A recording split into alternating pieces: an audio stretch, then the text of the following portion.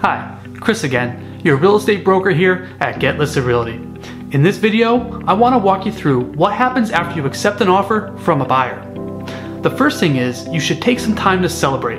After all, this is a major milestone. You are a lot closer to closing on your house and saving thousands of dollars in commission. But after you celebrate, you need to get back to work on the sale of your home. Before I get into how this process plays out from here, I want to take a minute and give you some advice. At this point, if you have not done so already, you should probably get in touch with a real estate attorney and decide which one you want to work with. Because you are selling your house for sale by owner, you don't have an agent working closely with you to help guide you through the process.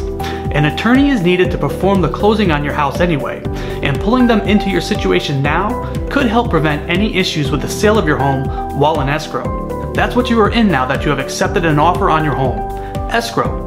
And being in escrow is official when two things happen. Number one, the buyers and you have signed a contract, and number two, you receive the deposit check from the buyers. Whatever deposit amount you negotiated into the contract will need to be deposited into a special account. Typically, the buyers will make this check out to the listing agent's brokerage, and they will deposit it into their client's escrow account.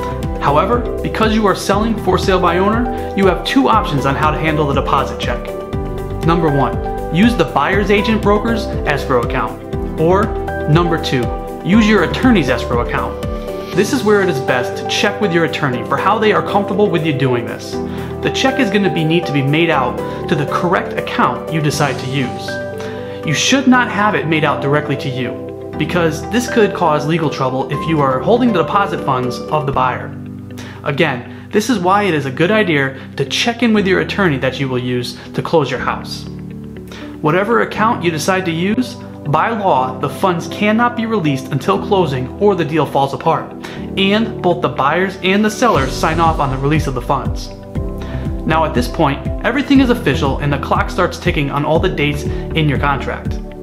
The date the signatures were put in on the contract is the date you will use to figure out some of your timelines. For example, if you have an attorney review period of 3 days, then you have 3 days from the date you signed the contract. The same goes for the inspection contingency. If you put 10 or 14 days, this is from the date you signed the contract. You need to actually review the contract and read it carefully to understand.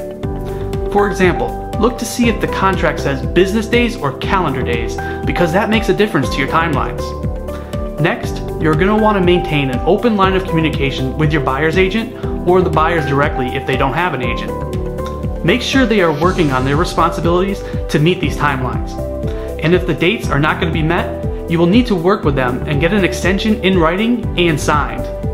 Or decide on potentially canceling the contract and finding another buyer. There you have it. These are the next steps to follow once you have accepted a contract to sell your house.